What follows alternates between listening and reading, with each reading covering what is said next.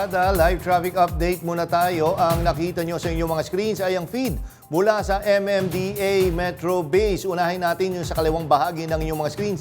Yung medyo umiipon ngayon or mabagal at daloy ng mga sakyan, yan yung southbound ngayon ng EDSA Ortigas. No?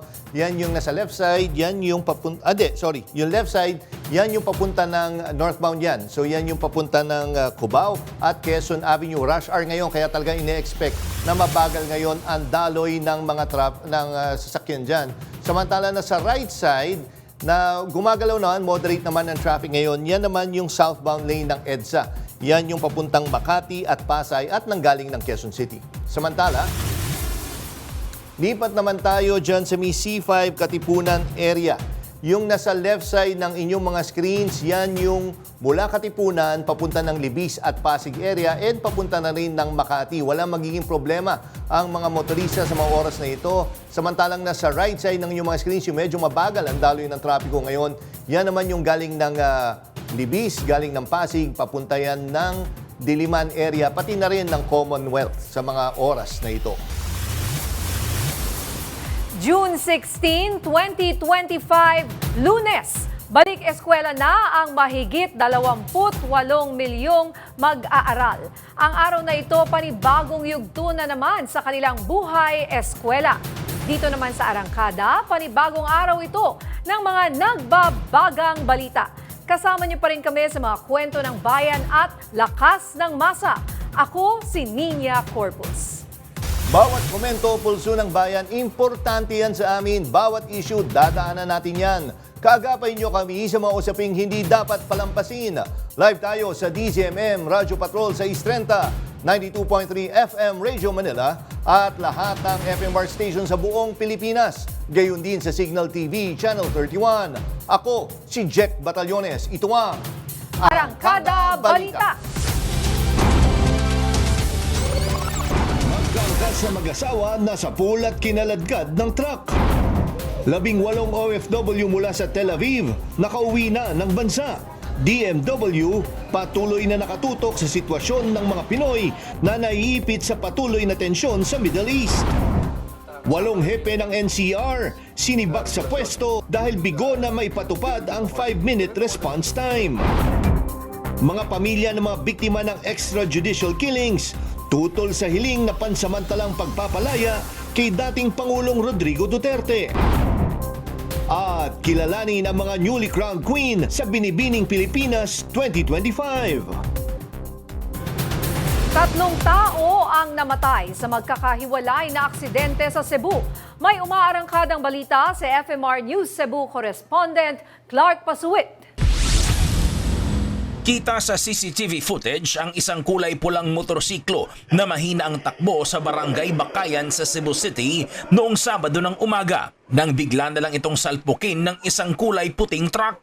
Nakaladkad ang rider at ang angkas nito sa ilalim ng truck. Patay ang rider ng motor na kinilalang si John Ray Pasaol, habang sugatan naman ang kanyang angkas na asawang si Rodilyn Pasaol. Sa investigasyon ng Traffic Enforcement Unit ng Cebu City Police Office, sinasabing hindi agad nakahinto ang truck kaya't nasagasaan nito ang motor sa unahan. Ayon naman sa driver ng truck na si Mariano Reponte, nahirapan siyang kontrolin ito dahil mabigat ang kanyang karga ng mga hollow blocks. Kasong reckless imprudence resulting to homicide, physical injury and damage to property ang haharapin ng driver. Samantala, patay din ng isang lola matapos itong mabundol ng isang motorsiklo sa barangay San Nicolas noong Biyernes ng tanghali. Sa poll sa CCTV ang aksidente kung saan makikitang patawid ang matanda sa kalsada nang biglang mahagip ng rumaragas ang motorsiklo na minamaneho ng isang Indian national. Nakipag-areglo naman agad ang driver ng motor sa pamilya ng nasawi kaya't hindi na magsasampa ng kaso. Sa bayan naman ng San Fernando sa Cebu, hindi na umabot pa ng buhay ang isang rider matapos madisgrasya ng 2 beses noong Biyernes ng gabi. Nauna rito, binabaybay ng biktimang si Sherwin Janhem Pisaw at ang kanyang ka-live-in na si Joanna Angel Aringoy ang highway. Malakas ang ulan kaya't hindi nila napansin ang isang cable wire na nakalambitin. Ayon sa San Fernando Police Station, sinasabing sumabit sila sa cable wire dahil mabilis ang takbo, tumalsik sila sa kalsada. Hindi pa doon natapos dahil habang nakahandusay ang biktima sa gitna ng kalsada ay sinasabing sinagasaan pa ito ng isa pang sasakyan. Dinala ng mga rescue team ang mga biktima sa ospital ngunit hindi na umabot pa ng buhay ang driver. Hindi pa matukoy kung sino ang driver ng sasakyang nakasagasa. Patuloy pa ang investigasyon ng mga otoridad sa insidente. Clark Pasuit, umaarangkada sa pagbabalita. Dalawa ang patay sa banggaan ng multicab at van sa Misamis Oriental. Nangyari ang insidente sa Barangay Buko sa bayan ng Kinugitan. Sinubukang umiwas ng van pero nawalan ito ng kontrol. Napuruhan ang dalawang sakay ng multicab na parehong binawian ng buhay. Sugatan naman ang 17 sakay ng van, kabilang ang 12 menor de edad. Pawang mga basketball players na lalahok sana sa Mindanao Youth Basketball League ang sakay. Patuloy na nagpapagaling sa ospital ang mga biktima. Sa pool sa CCTV ang pagbangga ng motorsiklo sa isang 80 anyos na lola sa Upper Piedad, Barangay Bato, Toril, Davao City. Kita sa video ang pagtawid ng biktima pero hindi huminto ang driver ng motorsiklo. Nabangga ang lola at tumilapon dahil sa lakas ng impact. Lumalabas din sa investigasyon na isang 14 anyos na lalaki ang nagmamaneho ng motorsiklo.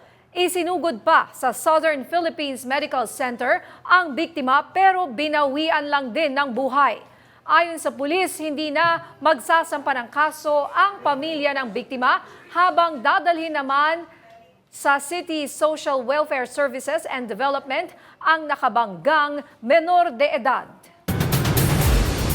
Patay ang isang itinuturong miyembro ng teroristang grupo matapos makaengkwentro ang mga sundalo sa Borongan City, Eastern Samar. Yan ang umarangkadang balita ni FMR News Tacloban correspondent Dan Kirk Requies.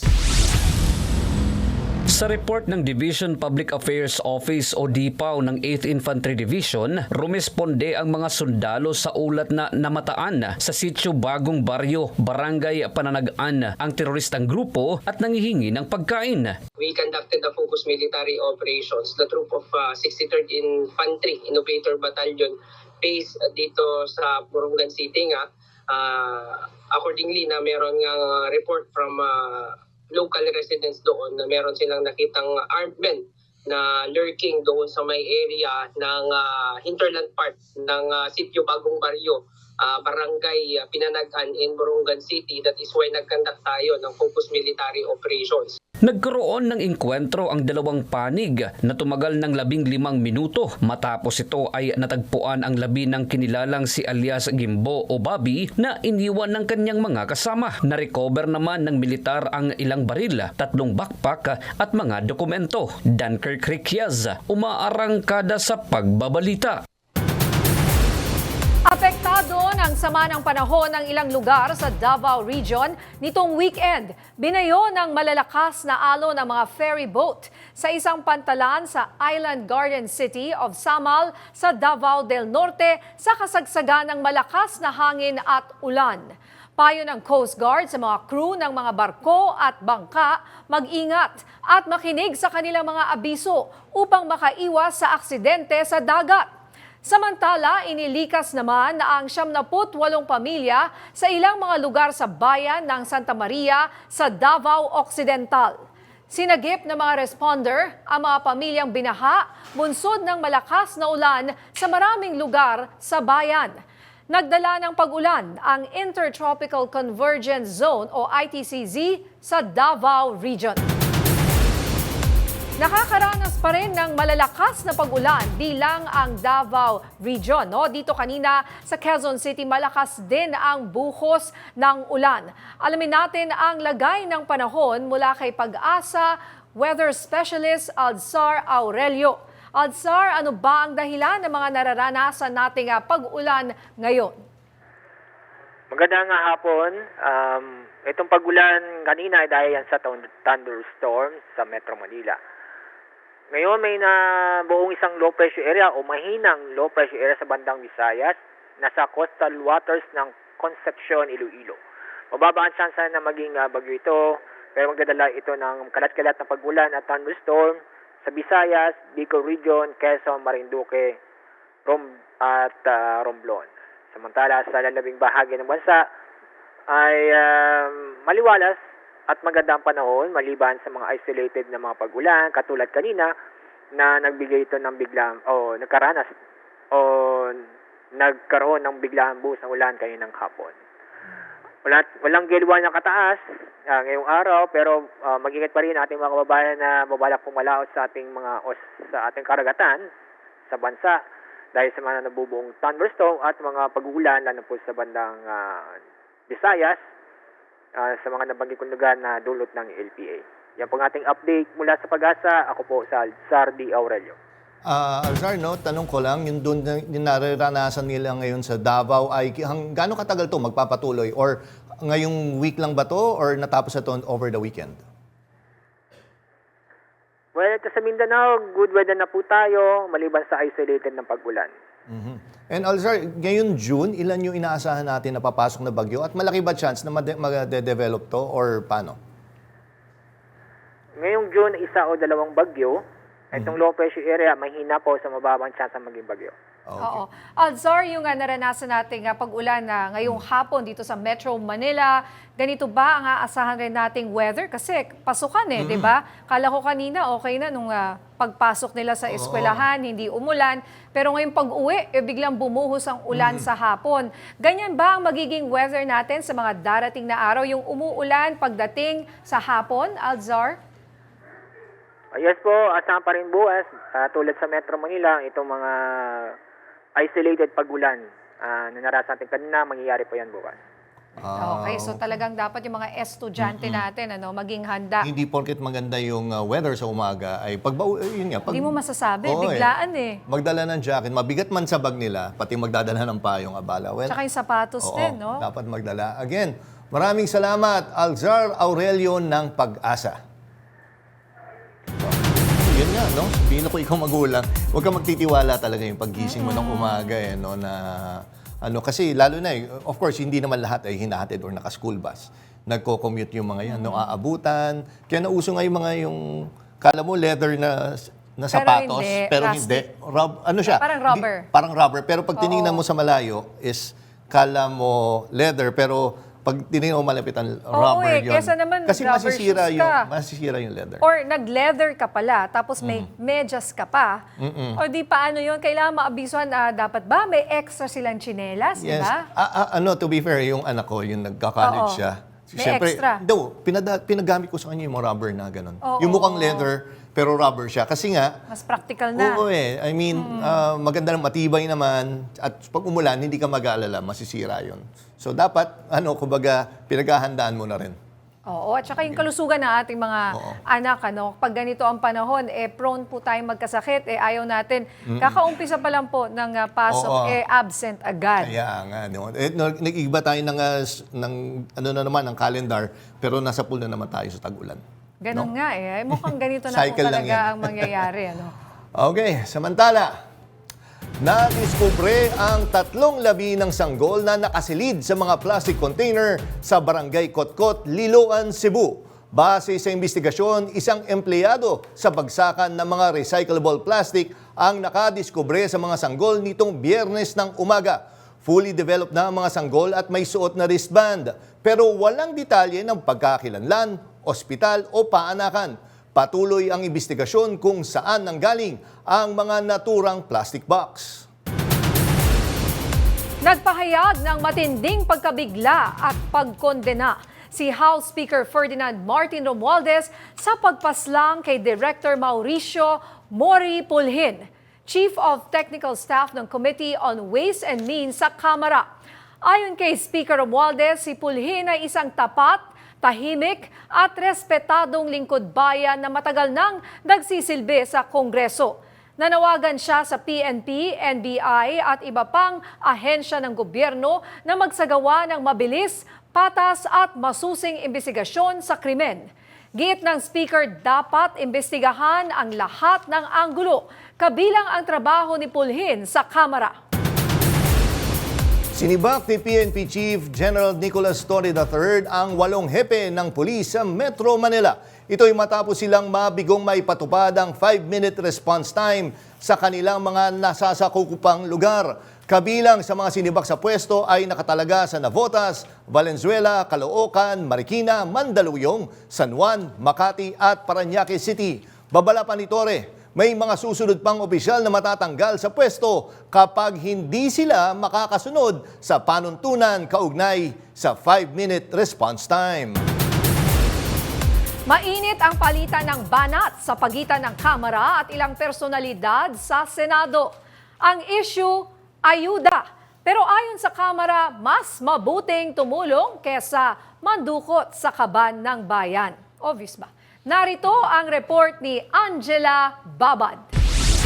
of Speaker Romualdez. Sa harap ng sunod-sunod na batikos laban kay Speaker Martin Romualdez at First Lady Liza Araneta Marcos, dumepensa ang Kamara at hindi basta depensa, matapang, direkta at may pasaring. Mahalaga ang respeto sa kapwa lingkod bayan. Pero mas mahalaga ang pagrespeto sa katotohanan at sa pera ng taong bayan. Mabigat po ang mga personal na banat. Pero mas mabigat ang mga isyong kinakaharap natin ngayon.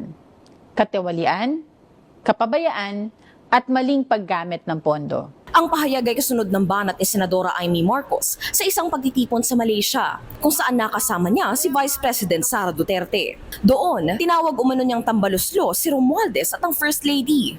Ang problema yung nakaupo, walang apelyido kasi tambalos-los. Naani ay sinasayang ang pera ng gobyerno sa pamimigay ng ayuda. Pero ayon kay Abante, hindi ito basta-bastang pamimigay lang. Si Speaker Romualdez at ang Kamara ay patuloy na nagtatrabaho, naghahain ng batas, nagbabantay ng pondo at nagdadala ng serbisyo sa mga nangangailangan. Mas mahalaga raw ngayon ang managot sa tunay na issue, tulad ng confidential funds at mga bank account na hindi dinedeklara. Dagdag pa ni Abante, habang ang iba ay abala sa pagpapabango sa media, abala si Romualdez sa trabaho. Hindi siya nagpapakita sa media para magpasikat. Wala siyang press con para magpabango. Hindi rin siya gumagamit ng TikTok or vlogs para magpa-cute. Ang inuuna niya, serbisyo, hindi sariling interes. At para sa mga bumabatikos, may hamon ng Kamara. Tahimik man kami, hindi kami bulag. At hindi kami pipikit sa harap ng katiwalian. Ang sagot po namin, trabaho, hindi drama. Angela Babad, umaarangkada sa pagbabalita. Nag-viral online ang video ng isang taxi driver na naningil ng 1,260 pesos mula na NAIA Terminal 3 papuntang Terminal 2 lang naman. Dahil dito, sinuspindi na ang lisensya ng driver at prangkisa ng operator. Ayon kay Dizon, hindi siya naniniwala na walang alam ang operator. Matagal na raw itong gawain at ngayon lang napatunayan sa pamamagitan ng aktwal na video. Naka-impound na ngayon ang taxi unit mula Taxi Hub Transport. Dagdag pa ni Secretary Dizon, huwag matakot ang publiko. I-video at i-report agad ang ganitong pang-aabuso. Hinihikayat rin niya ang paggamit ng ride-hailing apps para makaiwas sa panloloko. Sa iba pang balita, tinanggal na sa pwesto ang 2 opisyal ng Land Transportation Office sa Cagayan Valley matapos ang umunoy pananakit sa isang dalagang singer at ang kanyang ina at 2 pang kasama sa Tugigaraw City. Ayon kay Transportation Secretary Vince Dizon, sina LTO Region 2 Assistant Regional Director Manuel Baricua at Chief Enforcer Charles Ursulum ay kakasuhan ng physical assault. Nagsumiti na rin ng liham si Dizon kay Pangulong Ferdinand Marcos Jr. para tuluyang sibakin sa serbisyo ang 2 opisyal. Kasado na ang halos 2 pisong dagdag sa presyo ng mga produktong petrolyo bukas. 180 ang itataas sa presyo kada litro ng gasolina at diesel at 1 peso 50 centavos naman sa kerosene. Nauna nang sinabi ng Department of Energy Oil Industry Management Bureau na ang pagtataas sa presyo ng oil products ay dahil sa positibong senyales sa kalakalan sa pagitan ng China at Amerika. Gayon din sa pagkaantala ng nuclear negotiations sa pagitan ng Amerika at Iran at ang inaasahang pagtaas ng demand sa langis sa susunod na 2.5 dekada. Partner, bago natin pag-usapan to, lupit nung kanina, no, yung na-report mo. Oo. Terminal 2 lang pala, pumunta ang Terminal 3. 1,200 Baka naman ano ba yun? nag-helicopter siya para pumunta, Oo. kaya napakamahal. Tsaka yung binugbog ng, ano kaya? Oo nga, yung binugbog na ano.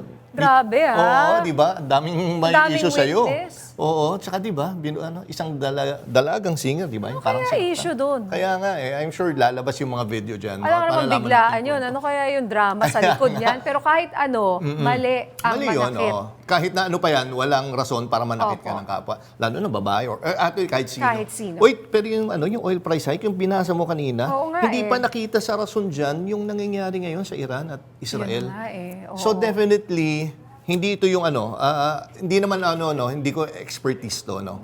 baka tumaas pa. pero kasi madalas, di ba, pag nagbabasa Pag tayo ng mayroong mga ganyan, pag kaguluhan. may kaguluhan sa Middle East, ay nakaka-apekto talaga sa presyo ng petrolyo natin. So definitely, mukhang hindi maging maganda rin ng balita next week. Mukhang Ito yung oil price. trend, kumbaga, Yes, imbes oo, na, di ba dati taas, baba, taas, Oo. baba? Ano ba to? Baka taas, taas, taas. Kaya nga, I mean, so dapat talaga medyo, magpagasa na kayo bago pa man dumating yung oil price hike. Or mag-commute, mag-carpool. Di ba? Magano na kayo dahil hanggat may gulo dyan sa Middle East, I don't see any reason ba't bababa yung presyo ng produktong petrolyo.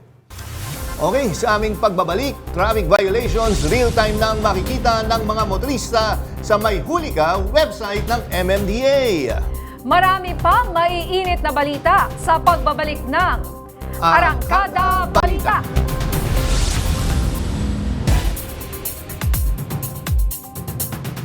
Mga karangkada, live traffic update muna tayo ulit. At ito nga ay feed mula sa MMDA Metro Base.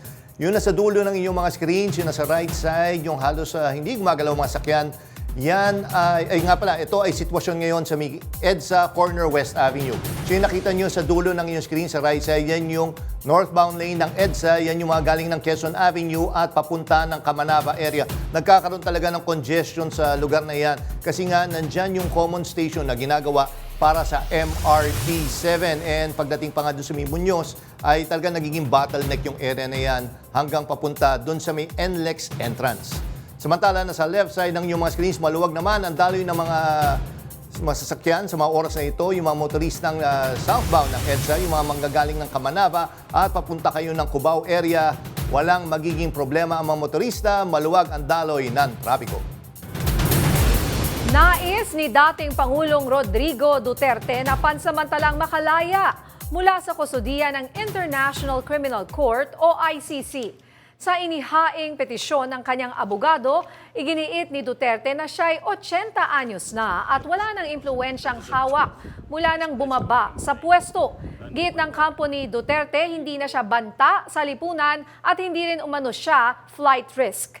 Ayon sa dokumento, may isa ng bansa na handang tumanggap sa kanya, bagamat hindi pa isinasa publiko kung ano ito. Hindi rin daw tutol ang ICC prosecutor sa pansamantalang paglaya ni Duterte basta't masunod ang ilang kondisyon.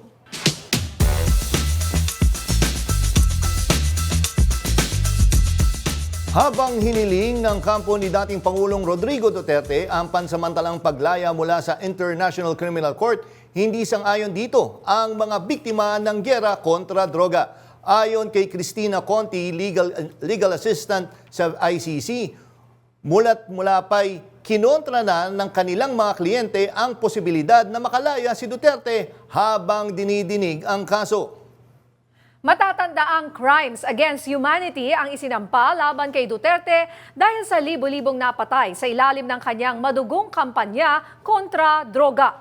Mahigit 6,000 ang bilang ayon sa gobyerno, pero higit pa raw ang tunay na numero ayon sa human rights groups. At ngayon makakasama natin via Zoom si Attorney Cristina Conti. Magandang hapon po, Attorney. Magandang hapon. Attorney, ano po ang naging reaksyon ng mga biktima nang malaman nilang hinihiling ni dating Pangulong Duterte ang pansamantalang paglaya? Halo-halo syempre yung naramdaman nila, pero sa kalakhan, hindi sila mapalagay na makakalaya ang nahuli na at pinaparatangan ng napakatinding krimen na crimes against humanity. At sa isang banda, meron ding nagsasabi na bakit hindi ba sapat na ang ICC detention facility considering na international gold standards ang alaga dyan sa facility na yan. Yun nga, attorney, medyo naguluhan din ako nung nakita ko nga, sabi ko, ba't ganun? Normal ba to? Yung humihingi ng ganitong parang pansamantalang paglaya? Nangyayari ba talaga to? Malimit na nangihingi yung mga akusado sa ICC ng pansamantalang paglaya, pero bihirang napapayagan. Oo, yun. At sa totoo, ang napayagan pa lang ay yung mga akusado or suspected of crimes not among the 4 core crimes of the court. So yung mga naaakusahan ng tinatawag na offenses against the administration of justice. Ito yung kung sa atin, obstruction of justice. May tinago ka, tampering of evidence, ganyan. Pero Article 70, pero yung core na crimes, crimes against humanity, wala pang pinapayagan. War crimes, wala pang pinapayagan. Kaya kung sakasakali, magiging unang pagkakataon ito ng ICC na bigyan ng pansamantalang kalayaan ang ganito katinding ang tao na ganito katindi yung inaakusa. Pero sapat ho ba yung yun nga partner, di ba? Sinasabi humanitarian grounds, matanda na raw. Pero di ba, attorney, nakita naman natin, partner, nakita mo na may issue ng facility, maayos naman. Oo nga parang hotel nga Oo, di ba? I mean, pero sapat ba sa inyo? Katanggap-tanggap ba to humanitarian reasons yung sinasabi nila? Ang problema, ang hirap ding magsalita ng tapos dahil maraming redacted. In fact, ang alam lang natin ngayon ay gusto niyang lumaya dahil siya daw ay 80 years old, blank, blank, blank. So may iba pang mga, kumbaga, grounds or dahilan kung bakit niya gustong lumaya na hindi namin masilip. At uunahan ko na kung sakasakaling ito ay medical or something related to his health, ang tingin namin sa ngayon, kayang ayusin yan, kayang i-provide yan ng ICC detention facility. Kung hindi man sa loob, kasi sabihin na natin, pwede bang ganitong treatment or pwede bang ganitong gagawin sa kanya, pwede ba sa loob? Kung hindi, magkakaroon naman ng pagkakataon o magkakaroon ng luwag na ilabas siya at dalhin sa ospital. Kaya kang ganitong klaseng kumbaga medical condition, tapos ito yung magiging solusyon, furlough kumbaga o kaya medical release or medical leave, baka naman pwede yung ganon. Kesa sa pangkalahatang interim release o talagang paglaya ito. Ang kailangan kasi directed yung kumbaga bakit mo gustong lumabas? Dito lang yung limitasyon at limitado dapat yung pagkakalabas mo. Depende yan sa hiling mo. Pag sinabi pong pansamantalang pagpapalaya at kunyari ito ay sa ibang bansa, gusto niya, hinihiling niya na dito sa bansang ito, pero hindi pa sinasabi kung anong bansa, Okay, ano ang magiging setup niyan? Kumbaga, does it mean na malaya siyang nakakagala sa bansa na yan kapag interim release, attorney? Ako, posible. Pero dahil case-to-case basis ang pag-grant ng interim release. Hindi ito yung tipong parang may pattern o kaya may template na susundan. Ito ay case-to-case basis ayon dun sa pangangailangan mo, ayon dun sa kayang ibigay nung receiving state o yung estado na tatanggap sa'yo. At depende din yan dun sa kakayanan nila na gawin. Importante dito ay yung conditions, terms and conditions kung paano ka lalaya. At dito papasok yung hindi siya pwedeng gumala. Usual na yan or nangyari na yan noon doon sa mga ginrantan. Hindi pwedeng pag-alagala nakasamsam or nakatabi yung passport. Kailangan mag-report sa ICC every month or every this period para ipakita na kasi ang importante dito ay makasipot siya sa korte. Lalong-lalo na sa September 23. Kung may agam-agam ka, kung baka hindi sisipot yan sa September, papuntahin mo siya ng isang beses sa July, isang beses sa August. At kalaunan, kung may mga hearings na iset, di kailangan maipakita niya yung capacity and willingness niya to show up in court whenever requested.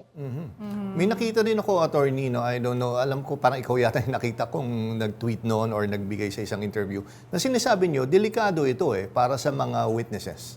Pag ginrant yung release na yan. Oo, kasi ang punto ng, kumbaga, bakit ka nakalagay sa kulungan? Para makasipot sa trial.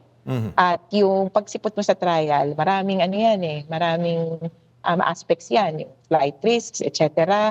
At yung possibility and even tendency, pwede kong masabi din ganun, na mag-tamper hindi lang dun sa ebidensya, kundi doon sa witnesses.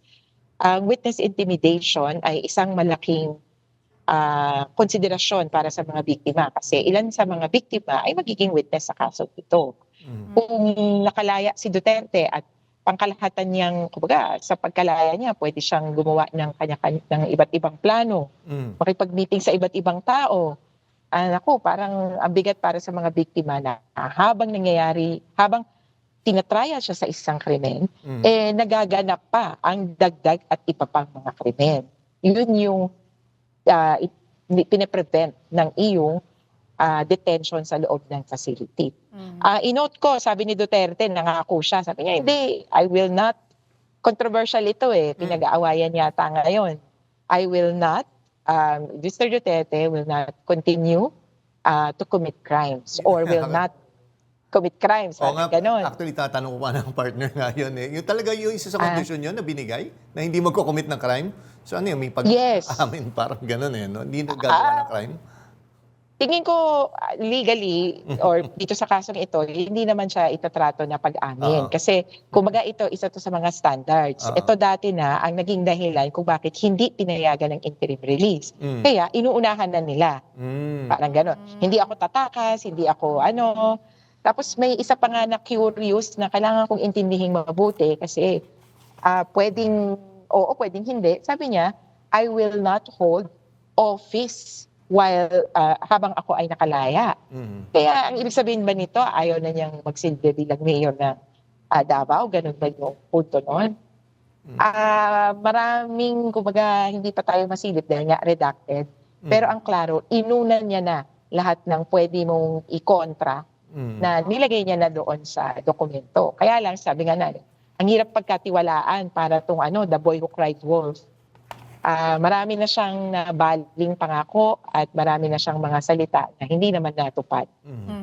At kung sakaling payagan siya ng ICC, ano po ang legal na hakbang na maaaring gawin ng inyong kampo? Sa ngayon, una, hindi pa naman siya pinapayagan. May pagkakataon pa kami mag-comment. So, magsasubmit kami ng observations dito sa request na ito. Maaring sa pamamagitan ng Office of the Public Counsel for Victims habang hindi pa tapos yung registration process namin. Pero kung sakaling payagan na siyang lumaya, bahagi kami na magiging checks and balance kumbaga dito sa pag-monitor ng kanyang interim release. Every 120 days kasi, kapag ikaw ay nakalaya, i-check or i-review yung interim release arrangements mo. Kaya talagang yung korte, panaka-naka, ay kailangan mong either reportan or kailangan makita ka sa kung ano. Yung review na yon, maaring magkaroon din ng pagkakataon yung mga biktima na mag-weigh in. Opo. At attorney, last question na lang po. Alam ko medyo controversial din to kasi may iba-ibang may iba-ibang statements din Ang sinasabi niyo po kasi dati is parang hindi tututol yung prosecution team dun sa appeal na ito. Ano ba yung katotohanan doon? Hindi pa rin sumagot sa akin ng yes or no. Sabi ko, nakakagulat. Pero yung defense kasi ang nagsabi nito. Isa pa lang ang nakikita nating papel so far. Yung defense request. At nagsabi nila, alam nyo, pumayag na yung prosecution. Sabi din nila, alam nyo, may pumayag na rin ang bansa. So parang, kaya ang sabi ko nga, na lahat. parang nabuhusan ka. Oo, parang naareglo na. Parang gulatan. Assuming, gano'n, parang... Oo. Pero, tama nga naman, hindi pa sila nagko-confirm. So, ibang bahagi pa yon. Ito, serving statements pa lang ng defense. And pangalawa, malinaw doon na ang pagpayag ng defense ay ayon sa kondisyon. So, hindi din natin masilip yung kondisyon kasi nakaredact. Pero I would guess yung kondisyon na yan ay katulad ng mga naging conditional dun sa iba pang mga interim or conditional releases na nagawa noon. Na nabanggit ko kanina, hindi ka pwedeng pagala-gala, sasamsamin yung passport, posibleng pagre-reporting ka sa ICC every month, hindi ka pwedeng mag-media kasi mai-inflame mo or makakausap mo yung supporters mo para gatungan yung mga gusto nilang gawin na masama and so forth. So magkakaroon talaga ng conditions. Okay, last na talaga, Attorney Conti. Sa tingin nyo ba, ganitong nag-file nga sila ng interim release, ano? Kailan po kaya sasagot ang ICC tungkol dito, sa tingin nyo? Una muna yung prosecution, yung state parties, and yung victims bigyan ng pagkakataon sa loob, palagay ko ng 1 o 2 linggo kasi urgent release eh. Pero yung desisyon, posibleng dumating sa loob na, kasi ang maximum sa kanila 120 days para magpasya. So, Okay. Pwedeng ilang 123 months? 3 months ba yun? Oo eh. So, ang iniisip nga namin, may dalawang issue sa kanila ngayon. 120. Jurisdiction, tapos yung isa, ito yung interim release. Pwedeng ang appreciation dyan ng ICC ay naunang i-final yung jurisdiction, kaya urgent siya. At ang hinihingi nun ay permanent release. Itong isa, nahuling i-file, pero temporary release at urgent. Depende siya sa sirkumstansya, kasi hindi ko rin masabi, baka mamaya yung sirkumstansya ay kailangan magpagamot, kaagad-agad. Kailangan bigyan naman ng humanitarian na pagtingin yan. Pero depende siya sa interplay na yun. Pero kung ako sa ICC Trial Chamber, i-weigh ko kung ano yung pinaka-effective. At sa tingin ko, dapat unahin itong interim release bago pag-usapan yung jurisdictional question. Kaya lang, ang hirap nun, biglang katatapos lang nung nabanggit natin to dati na yung disqualification of judges. Opo. Na-resolve na yun, okay na. Hindi disqualified yung judges. Kaya pwede nang magpasya tungkol doon sa Jurisdiction. Jurisdiction. Okay. Pero biglang napatungan na naman ng isa pang issue. Kaya hindi ko alam kung taktika din ba ito na parang hindi naman bituhin. Pero kumbaga magpatung-patungin yung mga issue para magkandalituhan na. Buti na lang mukhang hindi naman nalilito yung ICC. Okay, naku, maraming salamat po, Attorney Conti, sa oras na binigay nyo dito sa Arangkada Balita. Mabuhay po kayo at ingat po, ma'am. Salamat. Ingat. Ma'am.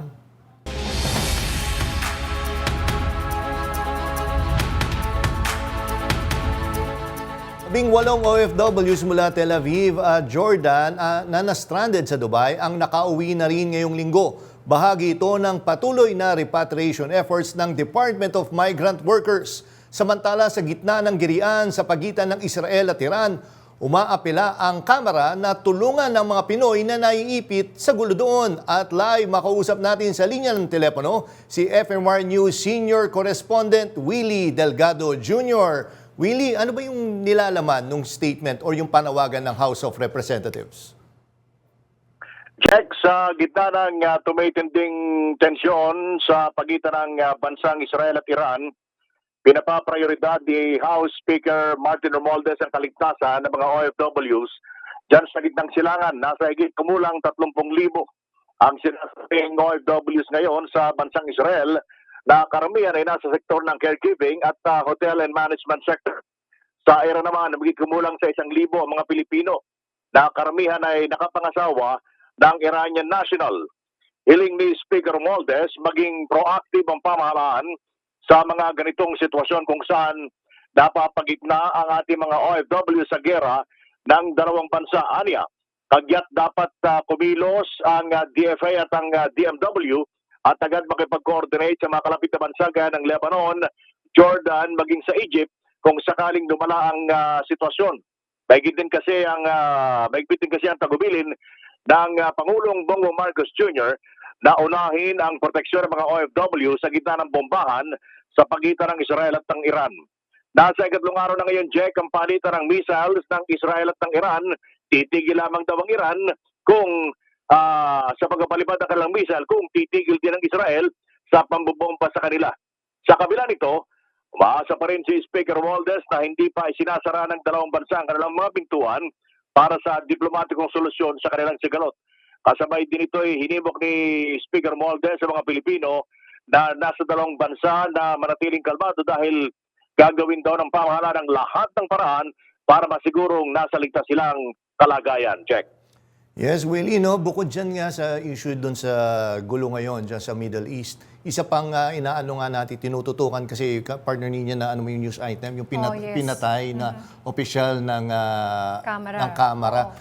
Willie, no, may update ka ba dito? Ano yung sentimiento dyan sa House of Representatives? At itong tao na to, I mean, ano ba yung work niya dyan? Oo, ano Pwede yung work bang- niya? Kung may info kang tukol dyan.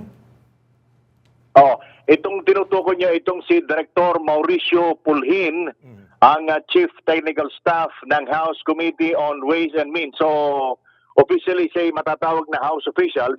Kaya't pinakikilos nitong si Speaker Martin Romualdez ang PNP at maging ang NBI na magsagawa ng malalimang investigasyon sa pagpatay nga dito kay House official na si Director Mauricio Mori Pulhin. Si Director Pulhin ay 63 years old at siya yung Chief Technical Staff ng House Committee on Ways and Means. Pinagbabaril siya hanggang sa mapatay sa kalagitnaan nito, Jack Ania, ng pagdiriwang mismo ng birthday nung kanyang 7 taong gulang na anak sa loob ng isang subdivision sa Barangay Commonwealth, Quezon City. At sa paunang report ng QCPD, ang mga suspect, 2 suspect sakay ng motorsiklo, pumasok doon sa venue ng birthday, nilapitan daw yung biktima at walang kagatol-gatol na pinagbabaril. Ako na putol nga, no? Pero yun nga, Grabe no? itong balitang ito. Oo, birthday party. 7th birthday ng anak. At nakita mo yung video, no? Andun pa nga yung May nakita celebration, yung balloons. Festive dapat na mood, tas ganun yung nangyari. Pero ang tanong, maganda yung tanong mo kanina, kaya lang siguro papunta pa, si Willie, papunta pa lang si Willie. And, yun ano nangyari? Kasi may mga bata doon, obviously. Kasi 7th birthday party, na-witness ba yun nung mga I mean, traumatic guests? yun, ha? I mean, kung babarilin mo doon na sa harap ng guest. Or kahit Ng mga ilagay... bata. Ng mga bata. Kahit siguro palagay natin hindi mismo doon sa site, kunyari sa labas. Paglabas ng bata, nakarinig ng putukan, syempre, nakakatakot yun, di ba? Very traumatic for everyone, bata o matanda. Tsaka curious ako doon sa hawak na posisyon niya. Bakit humantong sa ganon? May kinalaman ba? Oo. May kinalaman Ayan, ba kaya si Willie? sa kanyang posisyon? Willie, kanina pinag-uusapan namin yung nangyari. Saan siya, may info ka ba? Saan siya binaril? At ito ba ay sa harap ng mga guests doon sa party na yon? Kumbaga, may mga bata doon Willie. That's right. Nasa kasagsagan ng pagdiriwang ng birthday mismo, nung kanyang anak, kaya traumatic sa pamilya yung pangyayaring ito dahil mukhang sila mismo ay nasaksihan nila, yung pagpatay doon sa padre de pamilya na walang, sabi nga ng paglalarawan ng nitong si Speaker Moldes, parang walang takot man lang itong mga kriminal na ito. Sa ginawa nila, parang normal lang yung kanilang ginawa. Pumasok doon sa loob ng venue kung saan sinasagawa yung birthday, malapitang pinagbabaril itong biktima sa harap mismo ng kanyang pamilya at ng mga guests. So may mga bata, maraming bata yun. Kasi 7th birthday party yan Most likely may mga bata ito, may mga guests na dahil ang isa pang malungkot dito, kahapon tawag dito pagdiriwang ng Father's Day Oo nga, ng mapatay itong si Director Pulhin. Kaya naman wala pang motibo sa ngayon ang pulisya dito sa insidente nito, pero para kay Speaker Moldes, marapat na tingnan ang lahat ng posibleng anggulo dito sa krimen sabay ng kanyang pagkondina na dito sa ganitong klase ng karahasan, at nangako naman siya sa pamilya na hindi pababayaan ng Kongreso itong kaso ng pagpatay kay Director Pulhin. Okay, pero yun nga, partner Willie, tanong kanina sa'yo ni Ninya, yung position niya, gaano ka, ba to? Ka-influential or sa tingin ba may idea ka tungkol maaaring may kinalaman ito sa kanyang trabaho dyan sa Kamara, Willie? isa sa tinitingnan yung niya, pero kung titingnan natin yung kanyang posisyon sa Kamara, siya yung chief ng chief technical staff ng isa lamang komite. Bagamat napakahalaga ng komite na ito, itong House Committee on Ways and Means, na pinamumunuan naman itong si Representative sa Bicol, si Salceda. So, isa yan sa tinitingnan kung ito ba'y may kinalaman doon sa kanyang trabaho. Pero parang ayaw maniwala nitong mga staff sa Kongreso na posible may kinalaman sa kanyang trabaho. Kaya naman masusi itong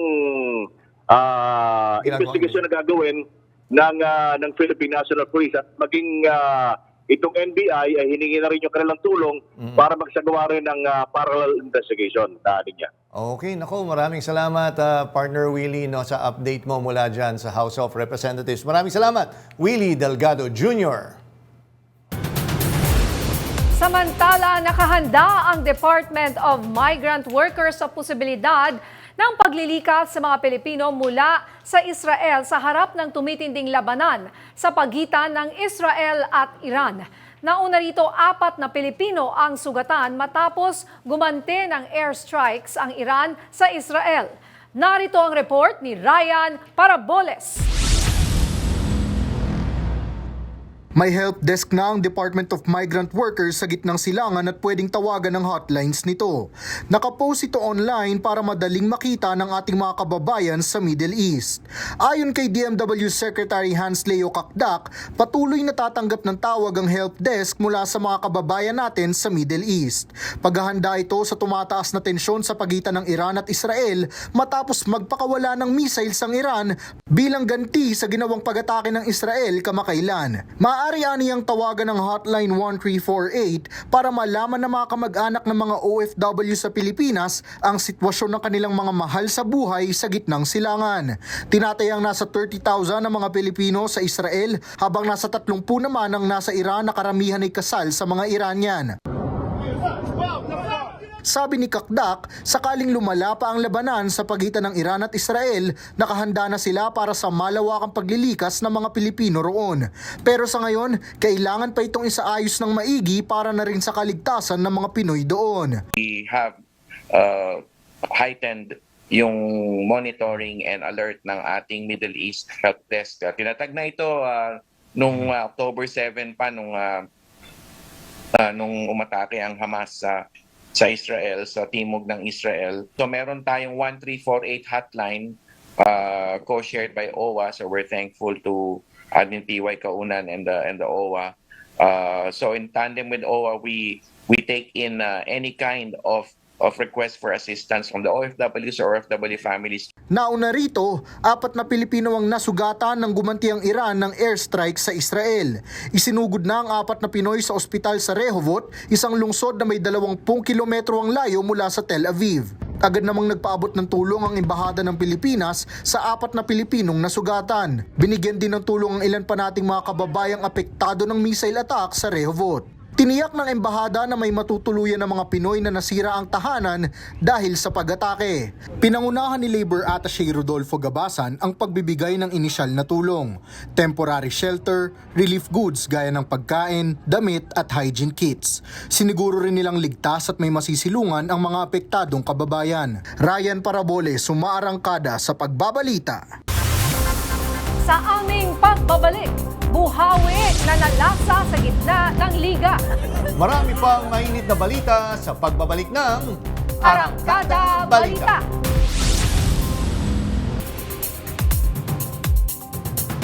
Serbisyo bago ang pagkakaibigan. Yan ang mensahe ni Pangulong Ferdinand Marcos Jr. habang ginigiit ang accountability sa lahat ng opisyal ng gobyerno. Sa ikalawang episode ng podcast ng Pangulo, sinabi niya na ayaw na niya sa istilong business as usual. Lalo na't matagal nang buwabagal ang serbisyo dahil dito. May report si Angela Babad. pero marami yung Sa panibagong panayam ng Pangulo sa BBM Podcast, hindi siya nagpaligoy-ligoy. Ayoko talaga yung business as usual. Kasi ang dami natin problema. Naging problema yan kasi business as usual tayo ng katagal-tagal. Ilang dekada tayong business as usual. Anong nangyari sa atin? Ngayon, mula ngayon, talagang we will be very, very, very conscientious of hitting our targets on time. Dekada na raw itong kultura sa pamahalaan at anya, walang naidulot kundi antala at aberya. Kaya naman performance review kada quarter ang ipatutupad niya sa lahat ng miyembro ng gabinete, pati na rin sa mga ahensya at GOCCs. At kung palpak sa trabaho, kahit kaibigan pa, wala nang palusot. Kapag sinasabi, ito yung gagawin mo. Pag hindi mo, ano nangyari? Hindi ko nagawa kasi ganyan, out. You're relieved. Next. And that's what we should do. We have to be very, very strict. Look, kahit kaibigan kita, mahal kita at lahat, pero hindi mo nagagawa yung trabaho eh. Mariing pahayag ng Pangulo. Matatandaan nitong Mayo, hiningi ng Pangulo ang courtesy resignation ng buong gabinete, kasunod ng midterm elections. Isang bold reset na ayon sa kanya, bahagi ng kanyang mas istriktong pamumuno. Kabilang sa mga pinalitan sa pwesto sina DENR Secretary Antonio Loizaga, Solicitor General Menardo Guevara at DHSUD Secretary Jose Acuzar. Ang mensahe ng Pangulo, malinaw, hindi sapat ang posisyon, kailangan ng resulta. At sa ilalim ng kanyang administrasyon, trabaho muna bago tropa. Kung di mo kami tutulungan, basta umalis ka na lang dito. Gawin mo yung gusto mong gawin, pero pabayaan mo kami magtrabaho.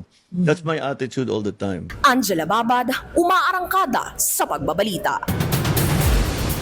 Balik eskwela na ang tinatayang 27 milyon na estudyante sa mga pampublikong paaralan sa buong bansa kanina. Tiniyak ni DepEd Secretary Sani Angara na handa na ang Department of Education para sa pagbubukas ng school year 2025-2026. Bumisita kanina sina Pangulong Ferdinand Marcos Jr. at Secretary Angara diyan sa Epifanio de los Santos Elementary School upang personal na silipin ang unang araw ng pasukan. Pinasimple na rin ng DepEd ang enrollment process. Minsan na lang kailangang magsumite ng birth certificate sa buong K-12 alinsunod sa utos ng Pangulo. Layo nitong bawasan ang gastos at abala ng mga magulang sa taon-taong pag-enroll.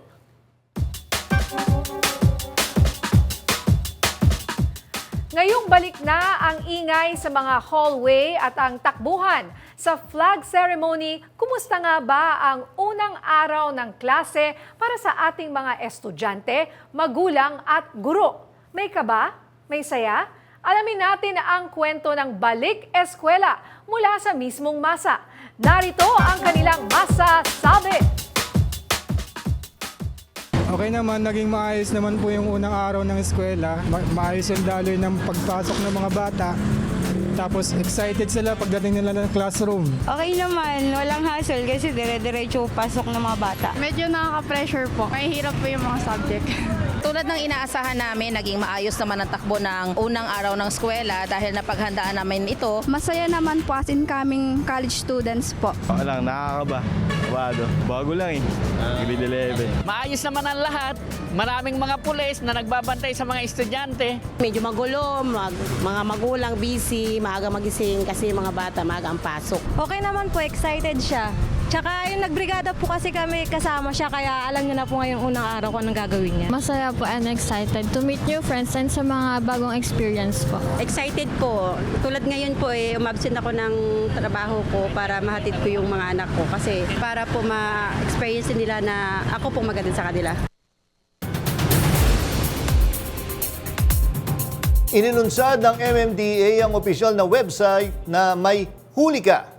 Isa itong online portal kung saan maaaring makita ng mga motorista kung may naitalang traffic violation laban sa kanila. Layunin ng bagong website na gawing mas madali, transparent at accessible ang pag-check ng apprehensions, partikular sa mga motoristang nais linawin o bayaran ang kanilang mga violations. Ang serbisyo ay bahagi ng digitalization efforts ng MMDA upang mabawasan ang red tape at mapabilis ang transaksyon sa ahensya. Sa full naman sa video ang pananalasa ng isang buhawi sa gitna ng basketball court sa Abulog, Cagayan. Nangyari yan sa gitna ng isang basketball tournament. Sa lakas ng hangin, nagkulasan ang mga tao paalis sa court. Iwinasiwas din ng malakas na hangin ang mga puno at tinangay pa ang mga plastic na upuan. Tumagal ng halos 1 minuto ang buhawi. Wala namang naiulat na nasaktan sa insidente.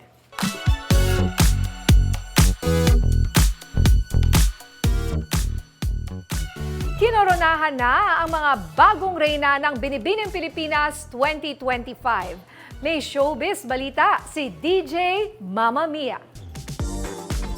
36 na kandidata ang nagtagisan ng beauty, grace, and poise sa katatapos lang na Binibining Pilipinas 2025 pageant. At 2 pageant veterans ang kinoronahan bilang mga bagong reyna. Binibining Pilipinas International si Katrina Johnson ng Davao at Binibining Pilipinas Globe naman si Annabel McDonald ng Iligan City.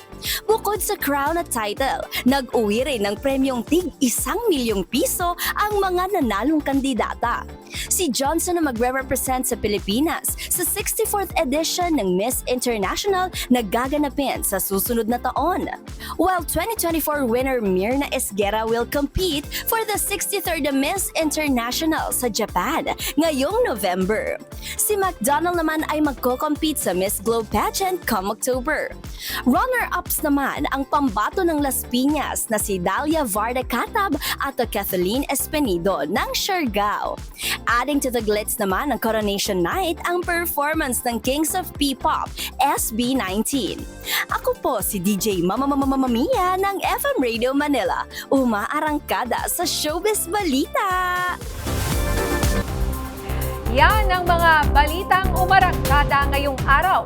Ako si Nina Corpus. Welcome back, partner. Thank you, partner. At ako naman po si Jack Batallones para hindi mahuli sa usapan, kapit lang hanggang sa susunod na Arangkada Balita.